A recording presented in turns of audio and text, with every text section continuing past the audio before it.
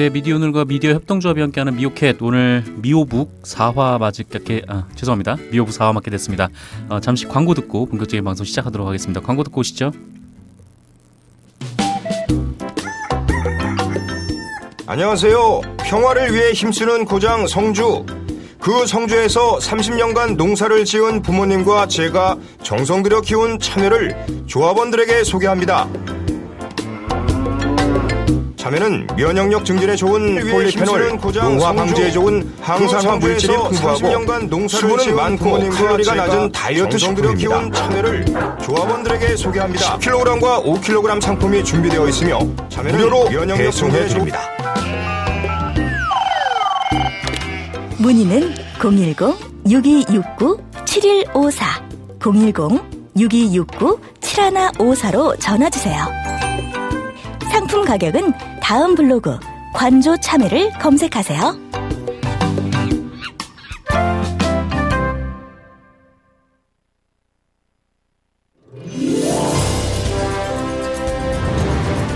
최상의 사운드와 경제적인 앰프 시스템, 유무선 마이크, 그리고 행사용, 강의용, 연설용 기기와 이동식 앰프, 게다가 차량 선방용 기기와 노래방 기기까지. 적재적소에 맞는 음향기기를 맞춰주는 업체, 30년 전통의 음향기기 전문업체 경진 마스컴. 제품을 찾기 어려우신 분들에게 경진 마스컴이 가장 실속있고 알맞은 음향기기를 찾아드리겠습니다. 문의 전화는 1544-4565 1544-4565로 전화주세요. 친절하게 상담해드립니다. 검색창에 경진 마스컴을 검색해주세요. 네, 광고 듣고 오셨습니다. 꿀쉬운 달빵님께서 귀요미 이한희 기자님은 오늘도 못 나오시나봐요 라고 하시면서 이한희 기자님이 파마한 줄 알고 처음에 깜 놀랐다고. 네, 파마를 하신 분은 제가 잠시 후에 소개를 해드리도록 하겠습니다. 이한희 기자는 오늘 미디어 오늘 마감 날이라 좀 기사 작성에 바빠서 참석하지 못했습니다. 청취자분들의 양해를 좀 부탁드리겠습니다. 본격적인 방송에 시작하기에 앞서서 저희 미디어 오늘 미오캣에 또 후원을 해주신 분들 말씀을 좀 드리겠습니다. 나도 혁명 동지님께서 143화, 이한배 기자께서 나오신 143화죠. 143화에 후원을 해주셨고요. 그리고 잠시만요. 릴리짱님께서 144화에 각각 후원을 해주셨습니다. 후원을 해주신 분들 정말 감사드리겠습니다.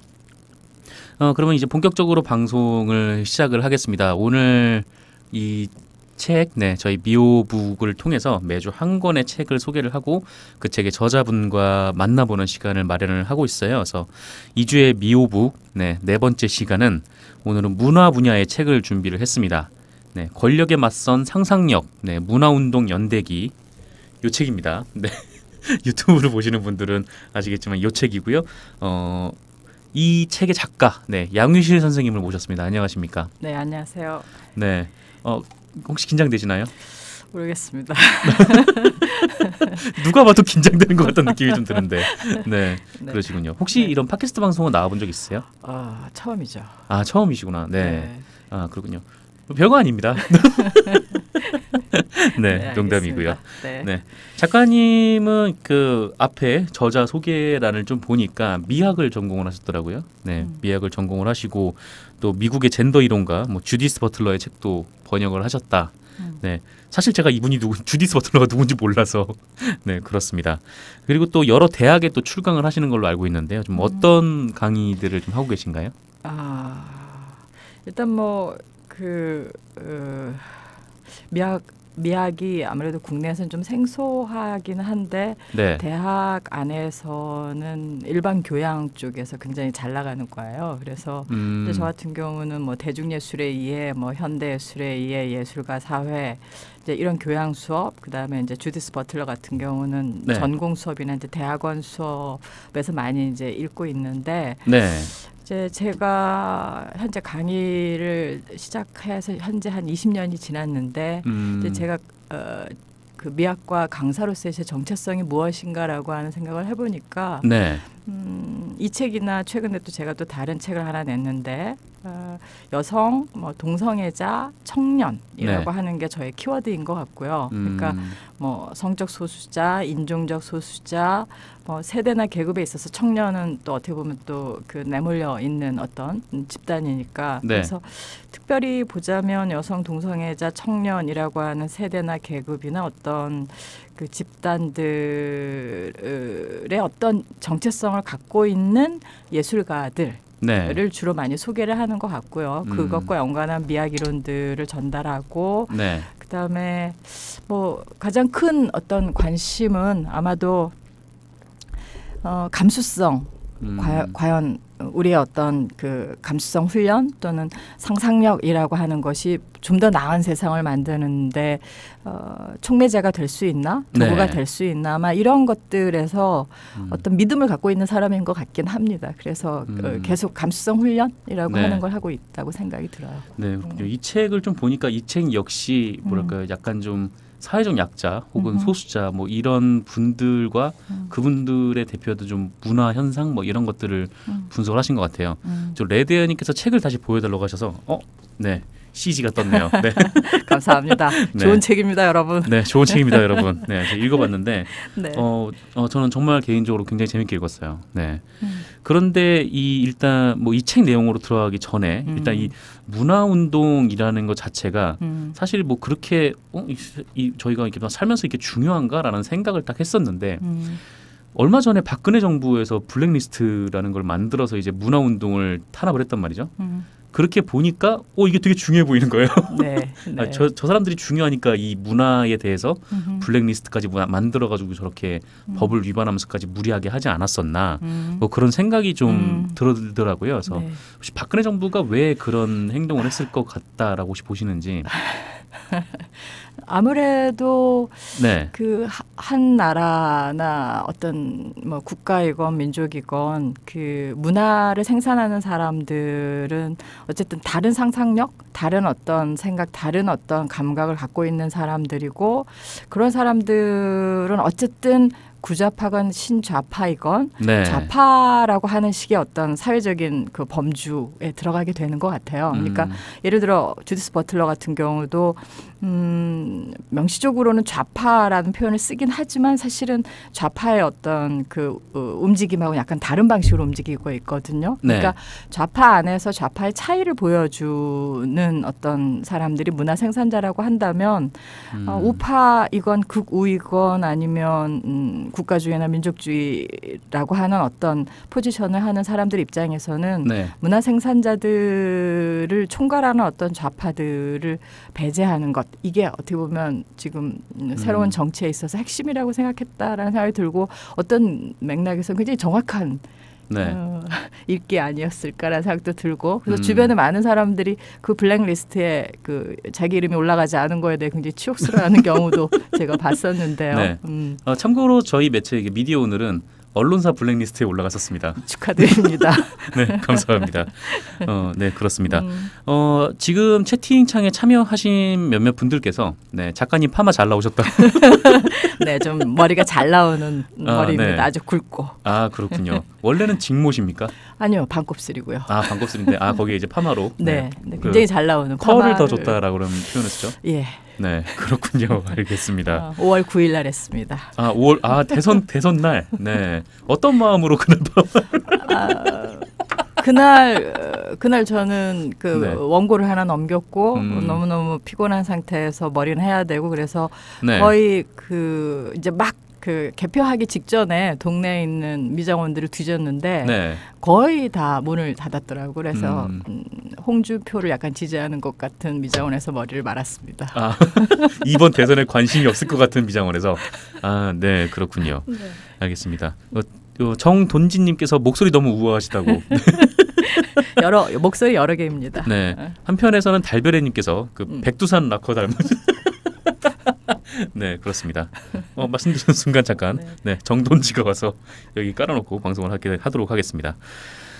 그래서 좀 이만큼 정권 차원에서 문화 운동을 좀 중요하게 봤구나라는 생각이 좀 한편으로 들면서도 근데 여기서도 이제 여러 가지 좀 문화 운동 현상에 대해서 좀 다루지 않았었습니까? 이게 뭐 문화적인 부분에서 보면 어떻게 보면 좀 혁명적인 좀 그런 문화 운동도 있었던 것 같은데 근데 가만히 보면은 그 문화로 혁명을 하는 게 혹은 문화로 저항을 하는 게 얼마나 큰 힘이 있을까라는 생각도 한편으로 좀 들었어요. 제가 문화 쪽에 이렇게 문외한이라서 그런지.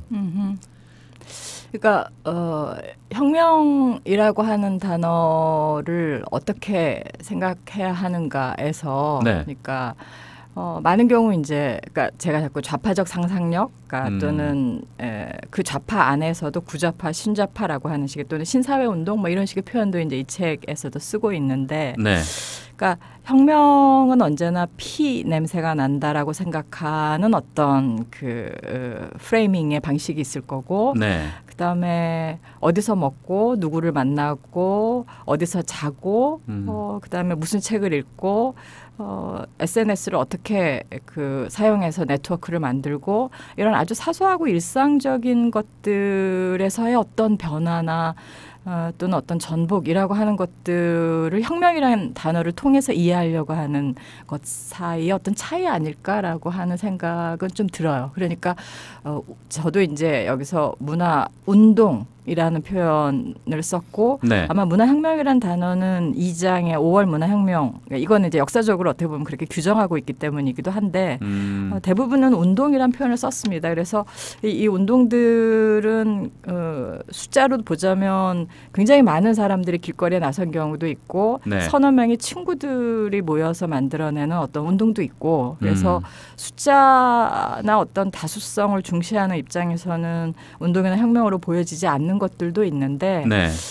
그런데 저는 이제 그런 모든 어떤 그 양적인 어떤 차이에도 불구하고 이들이 모두 1960년대 이후에 어떤 여성 동성애자, 뭐 장애인, 청년, 네. 기타 등등의 어떤 그 소수자들이 자발적으로 라고 할까요? 그다음에 일상에서 자신의 문제로부터 그러니까 어떤 그것이 옳기 때문이 아니라 그것이 우리에게 중요하기 때문에라고 하는 그런 어떤 그러니까 운동을 일으키는 어떤 그 구조라고 해야 될까요? 아니면 이유라고 할까요? 이런 것들이 굉장히 사소한 것들로 바뀌었다라는 생각이 들고 그래서 혁명이라고 하는 단어를 저도 사용해야 되는가 말아야 되는가 예를 들어 이제 아마 조금 이따 물어보실지 모르겠지만 촛불 시위를 촛불 혁명이라고 말할 수 있는가 이런 부분들에서 네.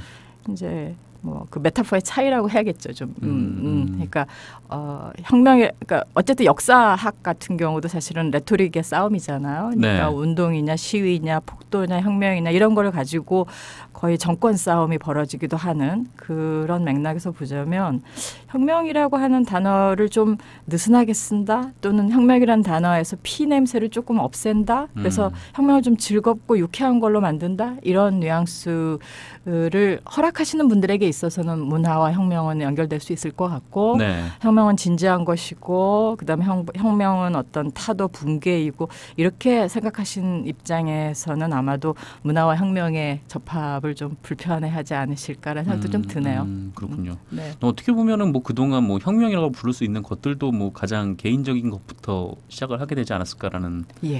그런 생각도 좀 들고 네. 뭐 그렇습니다. 그래서 좀 책의 내용으로 좀 본격적으로 좀 넘어가 보면요. 네. 네. 이 책을 볼 때 제일 처음에 나왔던 파트가 네. 국제 상황주의 그리고 기드보르 네, 이런 내용이었어요. 그래서 뒤에 내용은 되게 술술술술 익혔는데 이 앞에 내용부터 사실 좀 숨이 좀 막히더라고요. 네. 너무 어려워서. 네. 그래서 앞에가 어렵고 뭐 뒷부분부터는 계속 잘 읽히는 좀 그런 형태였는데 이 어려운 장이 맨 앞으로 온 이유가 있나요?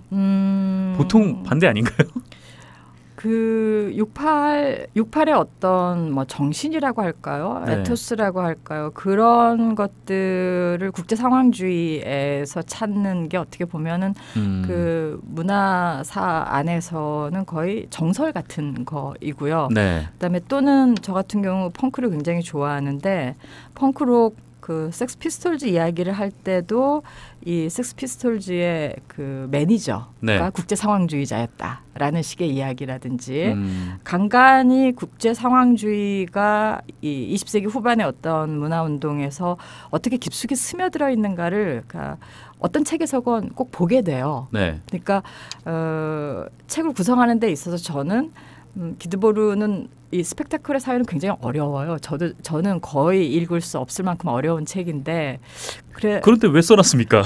근데 이 모든 문화 운동들의 어떤 정신적 또는 네. 어떤 사상적인 기반이라고 할까요? 그렇게 해서 끊임없이 인용이 되고 있기 때문에 앞부분에서 이 드보르라고 하는 이름을 네. 이렇게 축처럼 사용해야겠다라는 생각은 처음부터 했었던 거고 그래서 아마 여기 나오는 내용들 중에 예를 들어 기드보르에서 이제 그 예술을 가지고 정치를 한다라고 했을 때 어떤 예술 형식들이 정치적인가에 대한 좀 어려운 이야기이긴 해요. 그러니까 네. 메시지, 그러니까 억압받는 자가 일어나서 촛불을 들고 또는 횃불을 들고 혁명을 일으켜서 거리를 장악했고 이런 어떤 내용 중심의 어떤 정치적 예술이 아니라 네.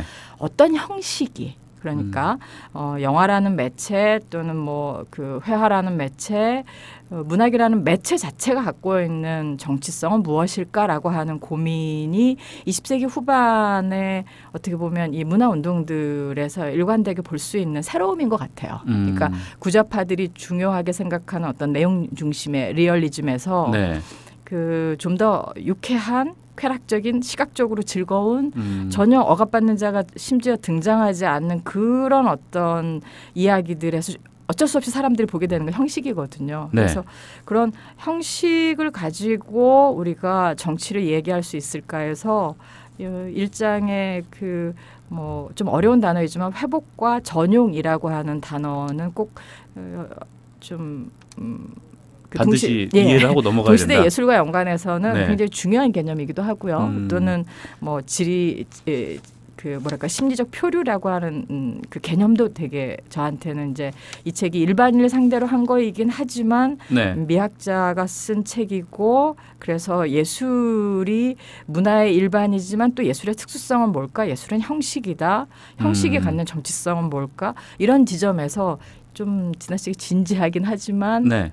약간 전달을 해주고 싶었던 것 같긴 해요. 그렇군요. 네. 그래서인지 이 책을 본 저의 아주 가까운 지인분께서 대학교 강의 목록 같다.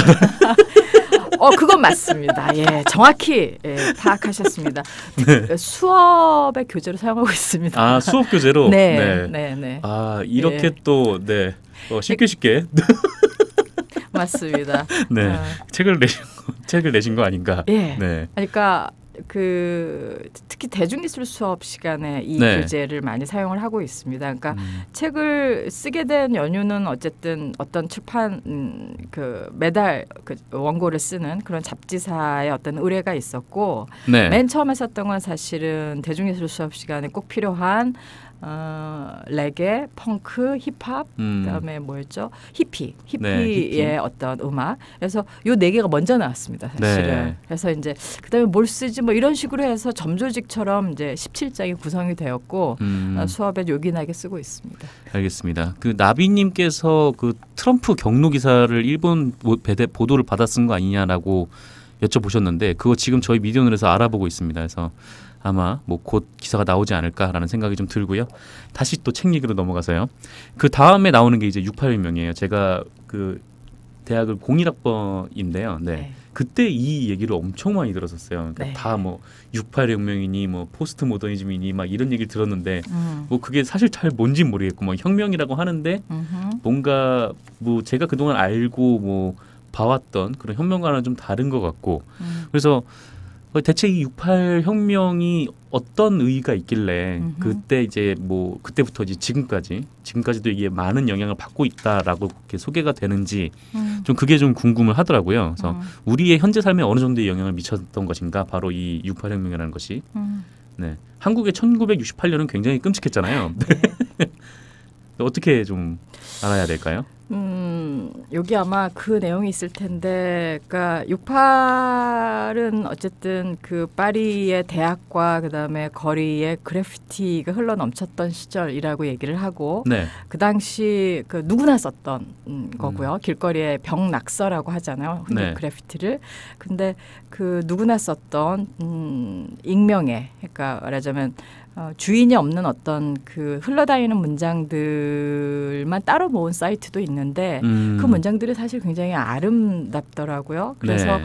왜 68에서 그런 얘기 많이 하는데 노동자들이 길거리에 나왔는데 돈 더 많이 달. 우리는 사실 지금 1시간 6,000원 많은 사이에서 고민을 하는데 네. 이 당시 프랑스의 노동자들은 돈을 더 달라라고 해서 시위에 나온 게 아니라 놀고 싶다.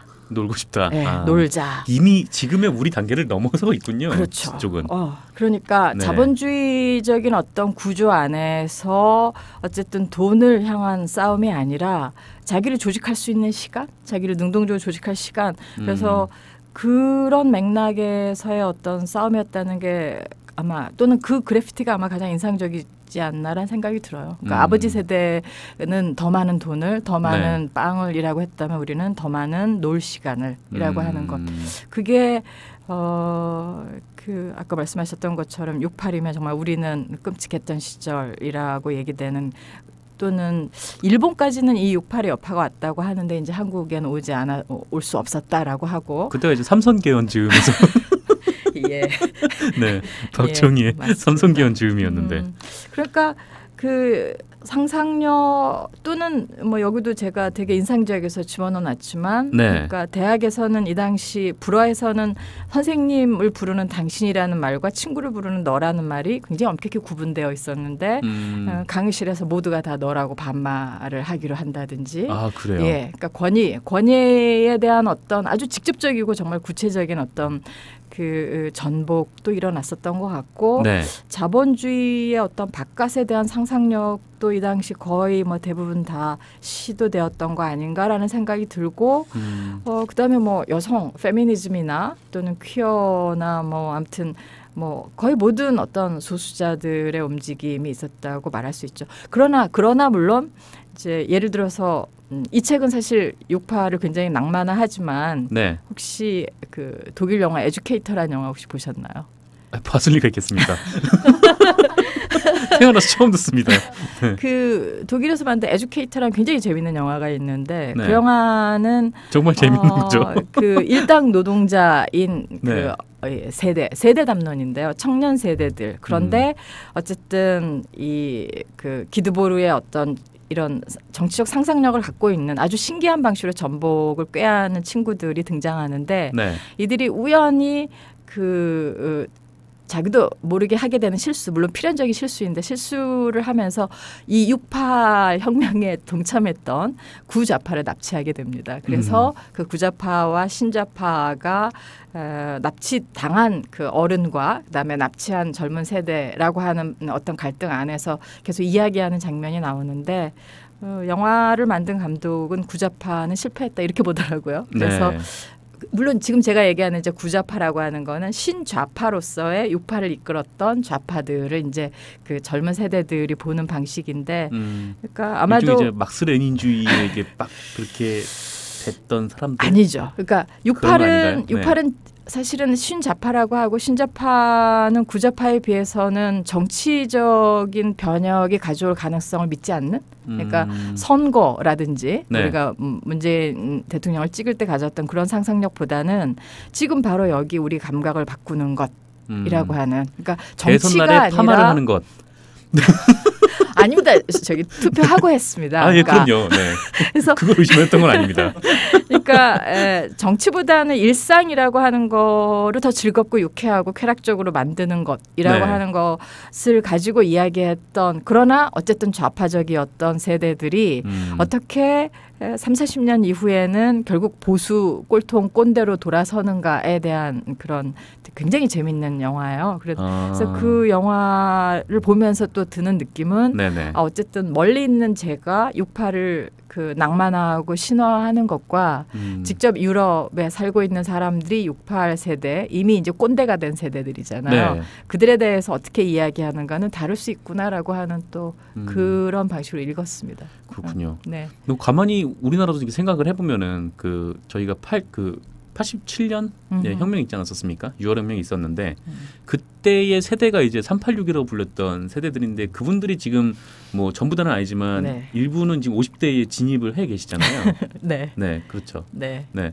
그런데 그분들이 그렇게 일종의 사회의 주류가 됐는데도 뭔가 한국적인 사회 분위기는 잘 바뀌지 않는 것 같다는 생각이 좀 들기도 해서 네. 네. 교수님은 좀 어떻게 보시나요? 왜 그런 얘기 하잖아요. 그러니까 그 처음부터 끝까지 그 일관되게 올곧게 그 자리를 지키는 사람들 뭐 이 환상이 결국 네. 우리가 어떻게 보면 어른 또는 지도자, 의인, 영웅 이런 어떤 용어들을 통해서 우리가 투사하는 건데 나는 매번 배신하지만 너는 계속 그 자리에 있어라라는 식으로 이야기를 하게 되는데 어른이 되면 다들 변명거리는 다 있는 것 같고요. 네. 그래서 이 책이건 그러니까 제가 아까 여성 동성애자 청년이라고 하는 식의 표현을 썼을 때 그러니까 이제 이것도 사실은 진짜 여자, 진짜 동성애자, 진짜 청년이라고 하는 거를 가리키는 단어일 수 있고 세대, 그러니까 20, 30대일 수도 있고 나이를 먹어도 계속 그런 어떤 청년의 그 자세를 유지하고 있는 사람들에 대한 용어일 수도 있을 것 같은데 네. 뭐 386이 무엇을 했는가에 대해서는 뭐 온갖 종류의 비난들은 다 알고 계시잖아요. 아, 네네. 그렇죠. 그러니까 그들이 젊었을 때 가졌던 그 태도를 여전히 젊은 세대들, 지금의 더 끔찍한 세대들에게 강요하거나 아니면 젊어서 뭘 못해라고 이야기하는 방식으로 현재 세대들의 어떤 문제를 너무 단순화한다든지 그리고 그들은 사실 졸업하면 다 취직할 수 있는 세대였었고요. 그래서 네, 그렇죠. 그런 차이들 안에서 어떻게 보면 386이 일으켜낸 어떤 것들에 대해서는 분명히 평가를 해야 할 것이지만 지금 현재의 문제는 사실은 386도 네. 손에 더러움을 묻힌 상태에서 벌어진 문제이기 때문에 모르겠습니다. 저는 좀 더 복잡한 맥락 안에서 복잡하게 사유하는 게 필요하다는 생각을 좀 하긴 하는데요. 네. 저도 386이고 뭐 제가 괜한 질문을 87 30주년이라고 최근에 386들이 갑자기 네. 그 광장에 모여서 산자야 따르라를 부르는 그런 그 6월 12일을 지나가면서 봤는데 기분 굉장히 복잡했습니다. 그렇군요. 예, 그러니까 요즘 친구들은 일단 학교에서 시위라고 하는 것들을 그런 방식으로 하지도 않거니와 네. 모여서 산자야 따르라를 그렇게 목청껏 그렇게 단합된 정말 그 너무나 정렬되어 있는 방식으로 부르지는 않는데 그때 이화여대 학내 시위를 했을 때 제일 눈에 띄었던 게 그 소녀시대 노래를 불렀던 거. 네. 예. 그렇죠. 어쨌거나 모든 집회에는 노래가 필요하구나라는 생각과 함께 네. 이제 뭐 민중가요라는 좀 이렇게 뭔가 좀 피가 좀 뚝뚝 떨어지고 그런 음악들이 소구가 되지 않는구나라는 생각도 한편으로 들기도 했었어요. 예. 네. 그렇습니다. 그렇군요. 알겠습니다. 또 이제 5월 혁명, 그러니까 68혁명에 관한 또 내용을 좀 더 보다 보니까 그때 이런 구절이 있었는데 이런 거는 굉장히 좀 부러웠어요. 그러니까 학생들이 먼저 나오고 그러니까 이제 바로 또 이제 회사원들이 딱 뒤이어서 이제 거리로 나오고 뭐 물론 저희 이제 87년도 항쟁도 그랬지만 사실 우리나라의 그런 연대 감각이 굉장히 좀 부족한 게 사실이잖아요. 그래서 왜 한국적 문화에서는 이런 연대가 쉽게 잘 이루어지지 않을까라는 생각이 좀 들었거든요. 뭐 너무 거시적인가요? 제가 아는 깜냥으로 말씀드린다면 네. 파리는 정말 그 프랑스 대혁명 이후 소요와 분란과 시위와 혁명이 끊이지 않았던 어떤 공간이고 네. 어떤 굳이 또 그 우파들이 좋아하는 역사와 전통이라는 표현을 쓴다면 축적된 어떤 노하우 그다음에 뭐 노동자들의 트럭 파업 이런 것들은 어마무시한 어떤 곳이잖아요. 네. 그러니까 파업 또는 어떤 시위라고 하는 것들을 일상으로 이해해주는 또는 그거를 즐긴다 또는 공유한다 그런 어떤 세계와 네. 그다음에 이제 우리의 어떤 그 근대사에 있어서의 어떤 뭐 정치적 운동이나 이런 것들은 사실 그런 역사와 전통이라고 하는 것들로 이야기하기엔 굉장히 파편적이기도 하고 네. 그다음에 이렇게 뭐랄까 서로 이렇게 그러니까 운동 세대와 노동자들의 어떤 연결고리는 있었지만 그거를 제외한 어떤 다른 방식의 어떤 연대는 사실 좀 찾아보기 힘들지 않나 지금 자신은 없지만 그런 생각도 좀 들고 그러니까 시위나 또는 그 뭐랄까요 소요 분란 이런 것들을 일상의 일부로 이해하고 경험하는 문화와 네. 그다음에 조금이라도 누군가가 파업을 하거나 이러면 그냥 당장 이익 집단으로 몰아버릴 수 있을 만큼 어떤 이의를 제기하는 또는 반대하고 불화를 그 기꺼이 받아들이는 이런 것들이 아무래도 독재나 어쨌든 민족주의나 기타 등등의 방식의 어떤 통일을 강조하는 문화에서는 우리가 거의 자주 접해보지 않아서 아닐까라는 생각도 좀 들고요. 대드는 그렇군요. 것. 네. 겸손하라, 공경하라라고 하는 문화 안에서는 사실 좀 힘든 일 아닐까. 그렇죠. 그러니까 이 공동체 문화가 뭔가 단단하게 쌓여진 그런 일종의 조직에서는 그런 것들이 쉽게 좀 받아들이지 않는. 공동체라고 흔히 얘기하죠. 네, 그렇습니다. 네. 그러면 지금 저희가 얼마 전에, 그러니까 작년 그리고 올해에 걸쳐서 이제 촛불이 들리지 않았습니까? 아까 잠깐 말씀하셨는데 과연 이 촛불은 좀 문화적 관점에서 좀 어떤 평가를 좀 받아야 하는가?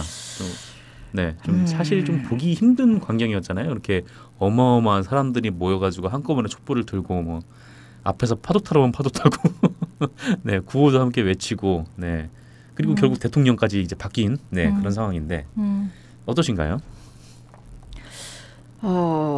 주변에 워낙 많은 분들이 매번 그 광화문에 나갔고 저는 사실 한두 번밖에 나가지 않은 사람이어서 촛불혁명이 무엇인가라고 하는 방식의 이야기를 하기는 좀 월권이고 일단 그냥 가서 봤던 느낌은 그러니까 멀리서 보면 하나로 보이겠지만 가까이 가서 보니까 그 안에 분할선들이 엄청나게 많더라. 분화상들. 분할선. 그러니까 이렇게 연장자들이 모여 있는 저는 이제 제 주변에 페미당당이나 그 갈라파고스라고 해서 계속 한 10명도 안 되는 친구들이 모여서 계속 페미니즘이나 퀴어 내에서의 어떤 담론을 가지고 그 광화문 시위에 동참했던 학생들이 주변에 있어서 그러니까 그 친구들의 어떤 트위터를 통해서도 또 많이 보게 되었는데 제 경험은 아니고 예를 들어 퀴어 집단에서 나가서 시위를 할 때 얘네들은 이제 사실 그 호모도 인간이다 뭐 이런 식의 그 스티커를 나눠주는 그런 실천을 했는데 어른들이 지갑을 열고 정말 얘네는 자비로 그 스티커를 만들었는데 돈이 상당히 많이 들어갔었거든요.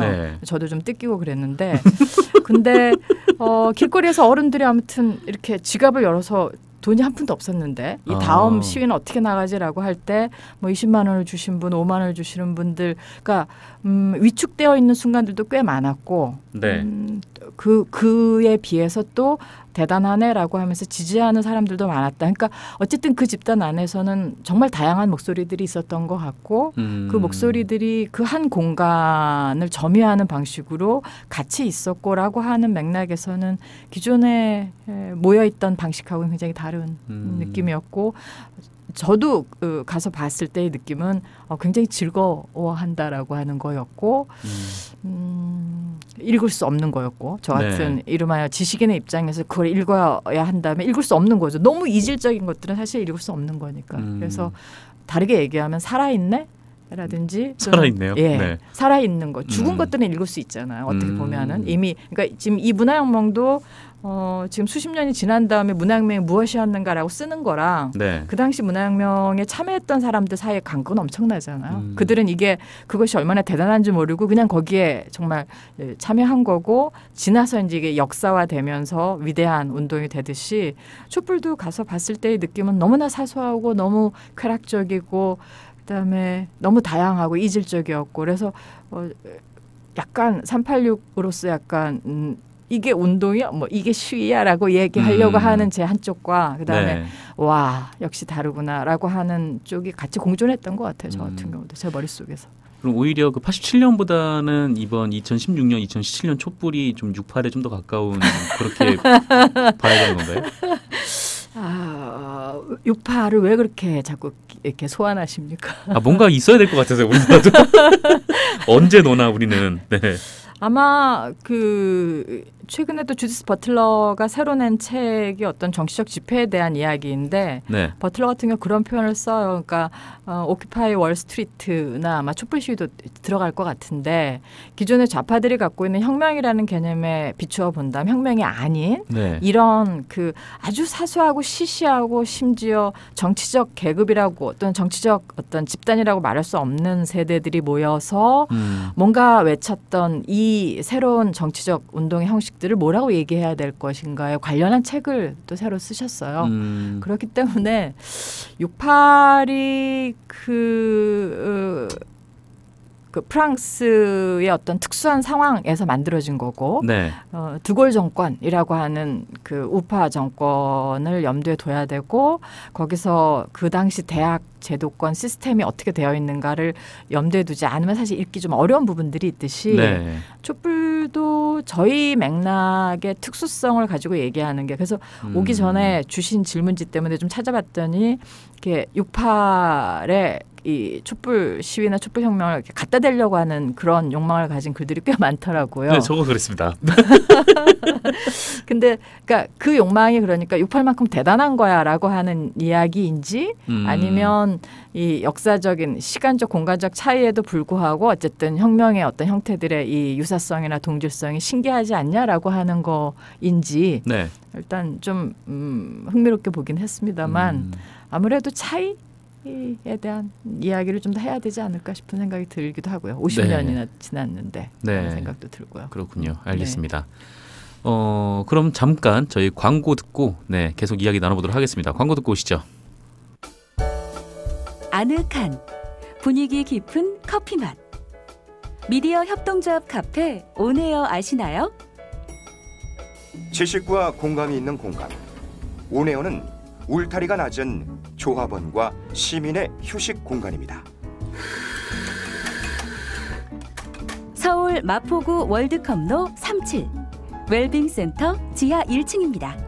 미디어 협동조합원은 할인된 가격으로 모시겠습니다.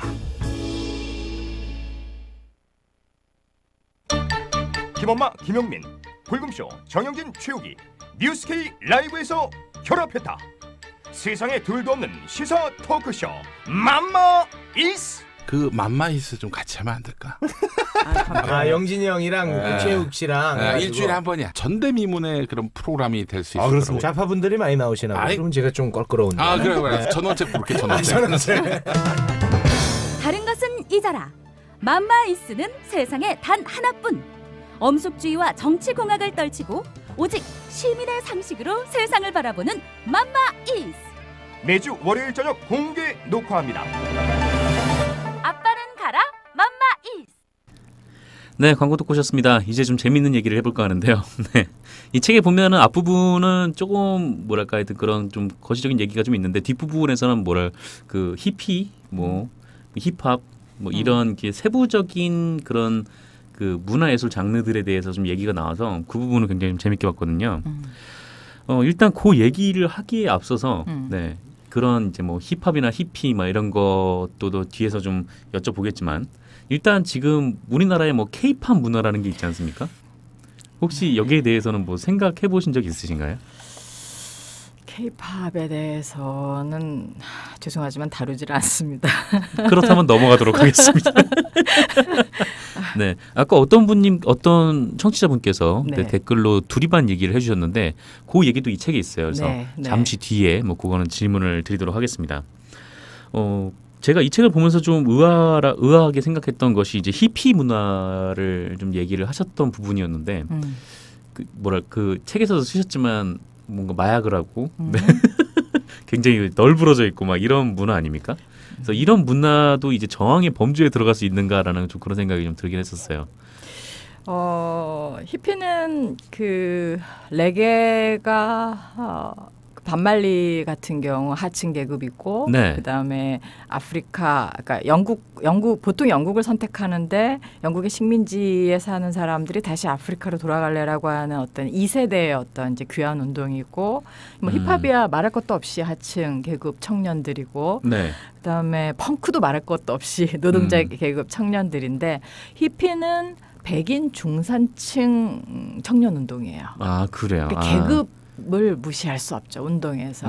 그러니까 어느 정도 좀 주류라고 볼 수 있는 사람들의 한국에서도 왜 힙하다 힙스터에 대한 어떤 묘사들이 있잖아요. 네. 한국 요즘 이렇게 많은 친구들이 얘기하는 그러니까 힙하다 막 이런 거. 네. 그러니까 히피는 있는 집 자식들의 저항 의 방식이었고 그렇죠. 널브러져 있으면 먹고 살기가 힘드니까. 그러니까 아무래도 직접적으로 그 자기들이 살고 있는 공간에서 벌어진 문화라기보다는 네.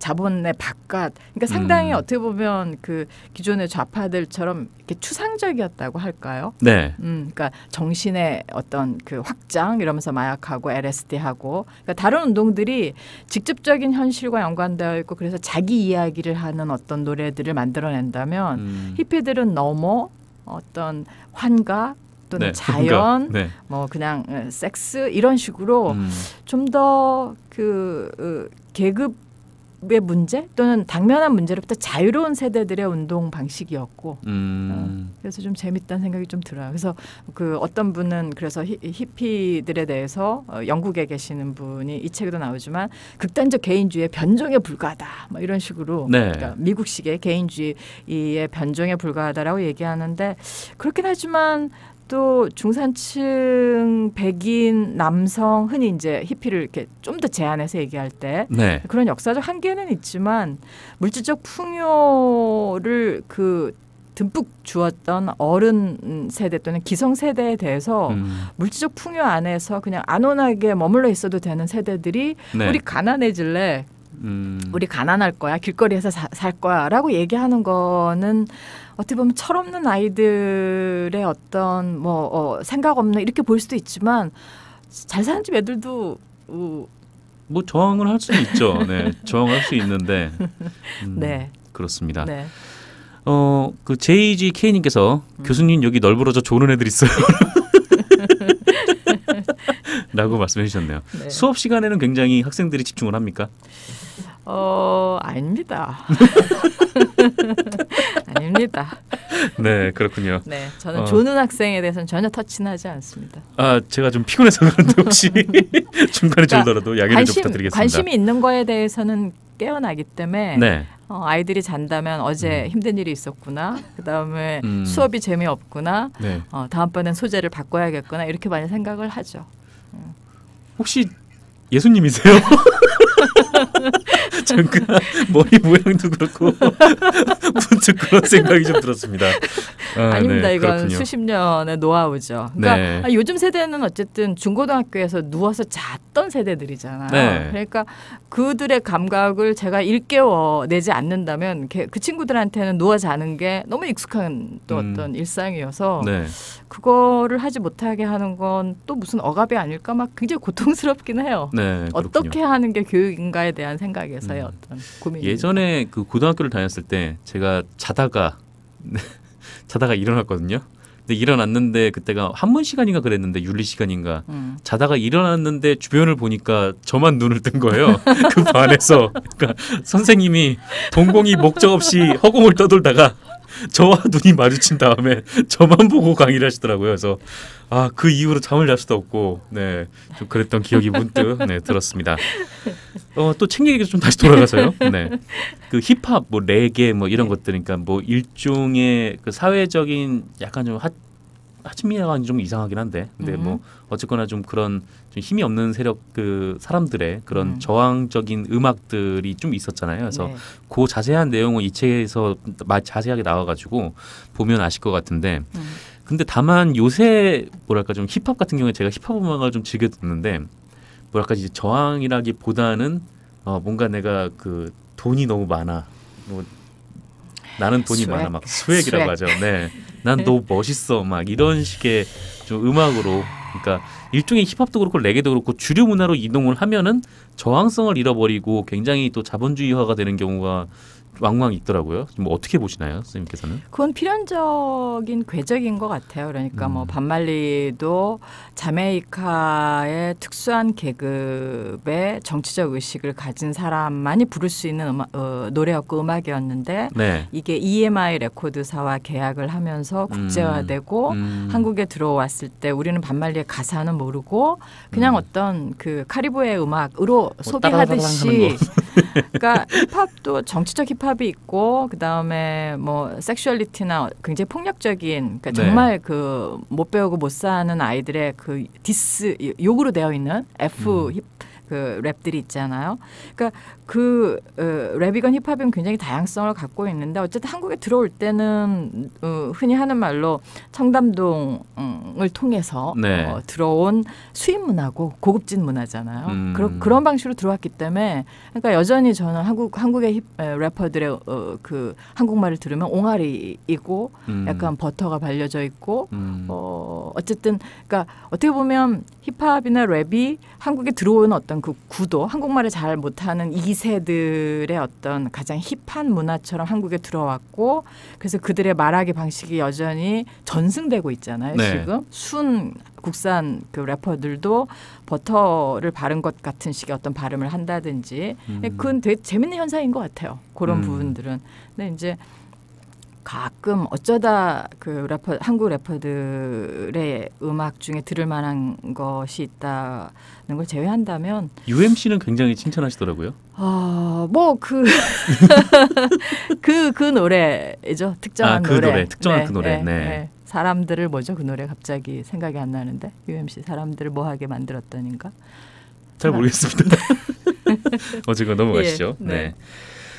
그리고 그 이후에는 좀 소수자 문화에 대한 좀 얘기들이 쭉 나와요. 뭐 동성애자라든지 뭐 여성은 소수자가 아니지만 좀 약간 좀 다른 맥락에서 소수자로 볼 수 있죠. 소수자로. 예. 네. 숫자로서 많다는 것과 네. 그들이 주류 문화에서는 네. 예. 여성으로서 말하기라고 하는 게 이렇게까지 힘들구나라고 하는 걸 지금 역설적으로 보고 있는 맥락에서 보자면 여자들이 남자들의 지지를 받는 방식으로 말하는 것이 아닌 여자가 여자를 위하여 하는 말들이 일으키는 분란이 네. 얼마나 좀 혐오를 일으키는지라고 하는 게 역설적으로 여성이 소수자라는 걸 보여주는 거 아닐까 싶기도 하고요. 그렇습니다. 네. 먼저 좀 동성애자 얘기 좀부터 먼저 하면 그 동성애자의 액트업 네, 이런 운동이 있었다라고 이 책에 좀 써져 있는데 이것이 뭐 일종의 실패한 운동 이렇게 봐야 되나요?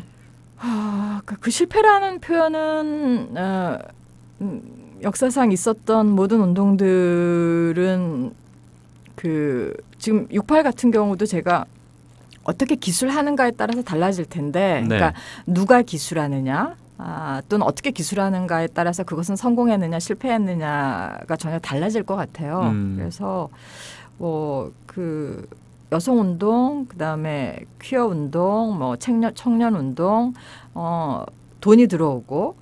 그다음에 너무 사람들이 많아지고 이러면 이제 다들 분란이 일어나거나 자본주의로 편입되면서 여기 네. 그 기드보르가 얘기하는 것처럼 회복된단 말이에요. 문화 자체가 거세되고 동화되고 즐길 만한 것이 되고 그런 걸 실패라고 말할 수도 있을 거고 운동 자체가 너무 비대해지면서 내부에서 예를 들어 이 3장에 걸쳐서 퀴어 운동의 어떤 역사를 다루고 있는데 그러니까 엘리트 퀴어들 또는 배운 지식인 퀴어들과 하층 계급 퀴어들 사이에는 또 분란이 생기게 되고요. 네.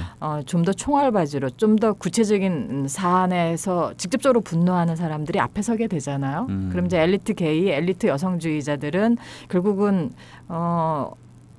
극단적으로 얘기하면 기성의 어떤 가부장제나 자본주의에서도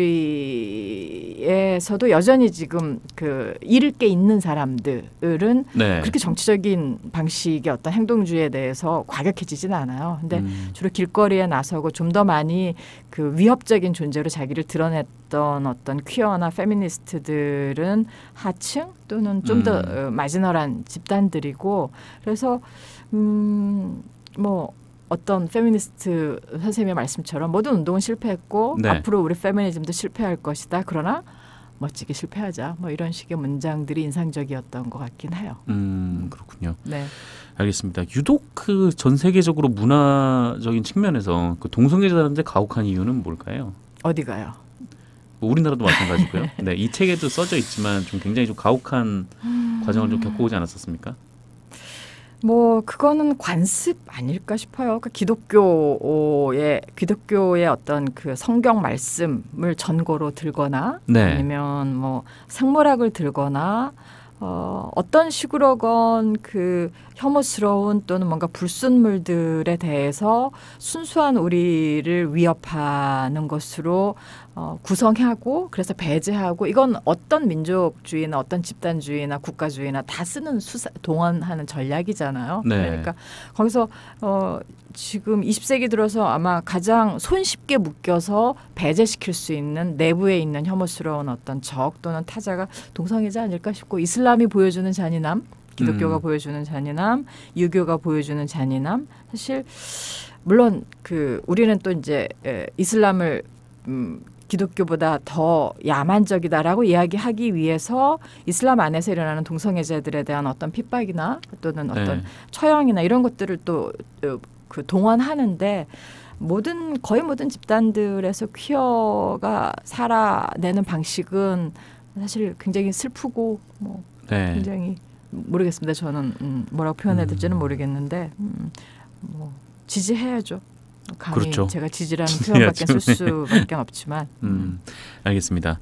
그 페미니즘 문화 관련 챕터도 있던데 그 아무래도 페미니즘 얘기를 하면은 강남역 살인 사건을 좀 얘기를 하지 않을 수가 없을 것 같아요. 그때 그 사건 이후에 여성들이 강남역에 포스트잇을 붙이면서 좀 뭐랄까 좀 침묵 시위도 하고 뭐 플래시몹도 하고 좀 이런 좀 약간 좀 문화적인 집단 행동에 나섰고, 네. 반면에 그 일부 남성분들은 그 왜 이걸 여혐 범죄로 몰아서 그 남성들을 잠재적 범죄자로 만들고 그 여성 남성을 자꾸 가르려고 하느냐라는 비판을 얘기를 하세요. 좀 이 부분에 대해서는 어떻게 생각을 하시나요? 그 강남역 10번 출구에서 있었던 살인 사건은 사실 늘 있었던 사건이잖아요. 그런데 저는 그 이전에 뭐 메갈부터 쭉 봤을 때, 그러니까 메갈이 말하는 방식은 사실 페미니즘 안에서는 뭐 유럽이나 미국 어디서나 이렇게 볼 수 있었던 어떤 말하기의 방식이라면 저는 포스트잇이 굉장히 인상적이었었어요. 그러니까 포스트잇이. 그게 그러니까 메갈리안들이 아마 그걸 화장실 또는 아무튼 뭔가 그 공개적인 자리에서는 그 포스트잇을 사실 붙이자마자 뗐기 때문에 사람들이 쉽게 떼지 않을 수 있는 곳, 지지자를 좀 더 찾을 수 있는 곳에 아마 제가 지금 정확히 기억이 안 나는데 포스트잇을 붙이기 시작했고 그 포스트잇의 그 연약함 있죠. 너무 쉬운. 그러니까 이 메갈의 말하기 방식은 사실 굉장히 그 과격했다는 생각을 하는 거고 사람들이 그러니까 예쁜 여자, 귀여운 여자, 사랑스러운 여자가 아닌 여자들의 말하기의 방식인데 그녀들이 취한 문화 운동의 형식은 포스트잇이었고 저는 그래서 그게 굉장히 상징적이라는 생각이 들었어요. 그러니까 굉장히 긴급한 문제에 대해서 굉장히 과격하게 이야기하는데 그 과격한 말하기의 방식을 전달하는 매체는 포스트잇이었다. 이게 너무너무 저는 지금 우리나라에서의 페미니스트들의 어떤 지금 자리가 아닌가라는 생각이 들었고 그러니까 강남 10번 출구도 그 사실 포스트잇이 인산인해라고 하는 느낌을 주는 그런 광장이었잖아요. 그게 아마도 우리 여기 여자들이 있다. 우리도 맞아 죽을 수 있는 여자다. 포스트잇처럼 쉽게 떼어질 수 있는 여자다. 우리 굉장히 힘이 없다. 그러나 우린 살아있다라고 하는 방식의 어떤 형식이어서 여전히 인상적이라고 생각합니다. 그렇군요. 네. 그렇게 말씀하시니까 좀 뭔가 확 와닿네요. 네. 뭔가 그분들이 얘기할 수 있는 뭔가 통로가 없었던 거잖아요. 이렇게 포스트잇이라는 좀 떼기 쉽고 뭐 연약한 좀 그런 게 아니었다면, 네, 지금 알겠습니다. 그 시간이 많지 않아가지고. 그 두리반 투쟁에 대해서 글이 있었어요. 그래서 뭐 철거민이라고 하면은 뭐 용산 참사가 막 떠오르고 막 위험하고 가혹하고 뭐 폭력적이다 뭐 이런 생각이 좀 떠오르는데 두리반 같은 경우에는 굉장히 그 오랜 시간 동안 굉장히 뭐 재밌고 뭐 홍대 인디 밴드들의 공연도 이어지고 작은 공연장이 됐어요. 좀 그 동력을 좀 어디서 파티 50일을 보시면 됩니다. 다큐멘터리. 그럴 거면 여기 왜 오셨습니까? 그러니까 제가 이번 학기에는 그 두리반 부분은 안 읽고 그 시간에 파티 50일 그 정용석 감독인가요? 제가 갑자기 까먹었는데 굉장히 재밌는 그 다큐였고 그 다큐는 제가 쓴 거랑 어떻게 보면 거의 비슷한 궤적인데 뭐냐면 아주 평범한 여자가 있고 두리반 칼국수라고 하는 그곳의 사장인 안종녀가 있고 세상 물정 모르고 너무 우유부단한 서생 같은 남편 소설가가 있고 그다음에 연주할 공간을 찾아 헤매던 홍대 앞에 인디 뮤지션들이 있고 그다음에 철거를 위협하고 있는 GS라는 나쁜 놈들이 있고 거의 다 허물어진 그런데 공연을 하기에 딱 알맞은 인디 그러니까 가서 그 저는 봤지만 그 자체가 인디 그렇죠. 대부분 허물었고 남아있는데 칼국수 그 집이 두리반이 있던 그 건물만 허물지 않았는데 정말 조그맣거든요. 그러니까 딱 그 저기 인디가 공연하기 딱 좋은 그런 장소였었습니다. 그러니까 그리고 거기 그 전부터 알고 있었던 사람이 거기 꽤 있는데 만나보면 거의 대부분이 웃고 있는 사람들의 이 인디 뮤지션들은 그러니까 파티 50일에도 그런 장면들이 나오는데 기존의 운동 방식에서 운동 가요를 욕망했던 철거민들이 갑자기 밤섬 해적단이 무대에 올라가서 그라인드 코어 음악 알아들을 수 없는 막 귀가 찢어지는 음악을 운동 가요라고 트니까 다 떠나버리는 이런 장면들이 나오는데 그러니까 예술가의 방식으로 싸우겠다라고 생각한 두리반 칼국수집 남편이 있고 그다음에 어디서나 드러눕고 어디서나 그 저항했던 너무나 연약한 여자 안종님 씨가 있고 그다음에 어디서나 웃으면서 음악을 할 수 있는 그리고 너무나 그 일취월장하게 되는 인디 뮤지션들이 있었던 파티 52일 강추입니다. 네, 알겠습니다. 그러면 뭐 엔딩 음악 엔딩으로 넘어가도록 하겠습니다.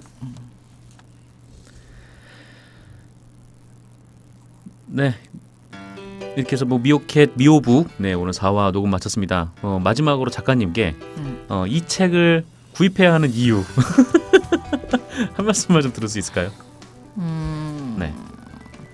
동시대 중요한 텍스트에 안 나오지 뭐라 그러죠? 안 나오는 법이 없는 거의 모든 중요한 문화 운동들을 다 실었습니다. 그러니까 대단한 책이고요. 대단한 책이라고요? 근데 정말 재밌게 봤어요 저는. 일단 뭐 앞부분에 국제 상황주의는 뭐 좀 어렵다라고 생각하신다면 문화운동 68부터 시작해서 쭉 아무 챕터나 먼저 꺼내서 읽으셔도 되는 책이어서 즐겁게 썼고 그다음에 아무튼 어떻게 싸웠는지 이렇게 다양하구나 이렇게 그 뭐라 그럴까요? 그들은 그들의 방식으로 그곳에서 자발적으로 일어나서 싸웠구나 이런 느낌들을 알 수 있을 겁니다. 권력에 맞선 상상력 문화운동 연대기는 미디어오늘 미오캣 게시판에서 이벤트를 통해 추첨으로 3분을 추첨해서 책을 사인본을 보내드리도록 하겠습니다. 다음 주에는 그래서 나는 조선을 버렸다. 전면수 작가를 모실 생각이고요. 그러면 저희 오늘 미오캣 미오북 들어주셔서 감사하고 저희는 또 내일 오후 5시에 찾아뵙도록 하겠습니다. 들어주셔서 감사합니다. 고맙습니다.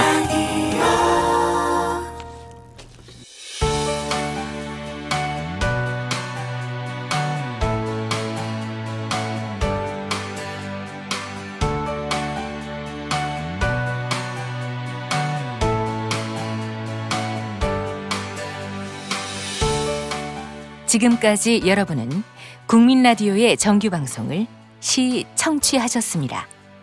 저희는 다음 시간에 다시 인사드리겠습니다.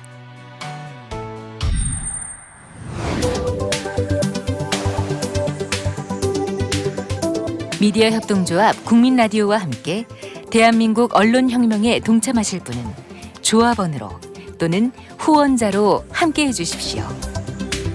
자세한 안내는 홈페이지 국민.tv 서울 전화 3144-7737입니다. 침몰하지 않는 진실. 여기는 국민 라디오입니다.